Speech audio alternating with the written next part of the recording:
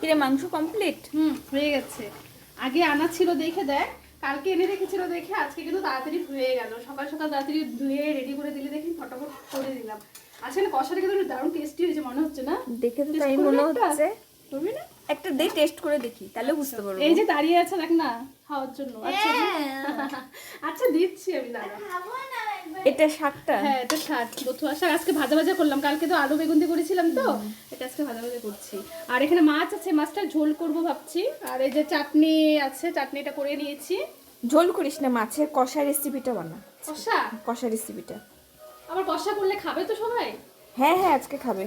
আচ্ছা, তুই সেদিনকাও বললি, এর আগের দিনকাও এনেছিল, ওদিনকাও মানে ওকে একদিন খাইয়েছিলাম, এটা মার রেসিপি আমার। তো খাওয়ার পর থেকে খুব ভালো লেগেছে বললো, কিন্তু এরপরে আর আগের দিন কিসের জন্য করা হয়নি না, কি কারণ জানি ছিল, লোক বেশি কিছু একটা ছিল, ওর জন্য করা হয়নি। তো আজকে করা যাবে, আজকে চিকেন তো খাবে ওরা। হ্যাঁ। অ্যাকচুয়ালি ওই রেসিপিটা হয় শুকনো শুকনো, আর আমরা তো শুকনো খেতে ভালোবাসি, কিন্তু ওরা মানে আমার বর, আমার শাশুড়ি, ওরা হলে খেতে পারে, কিন্তু আজকে মা মনে হয় খাবে। খাবে একদিন না করে খাও, ওই জোর করে শুকনো খাও। শুকনো হয়, ভাত দিয়ে না গরম ভাতের সাথে এটা খেতে জাস্ট অসাধারণ লাগে।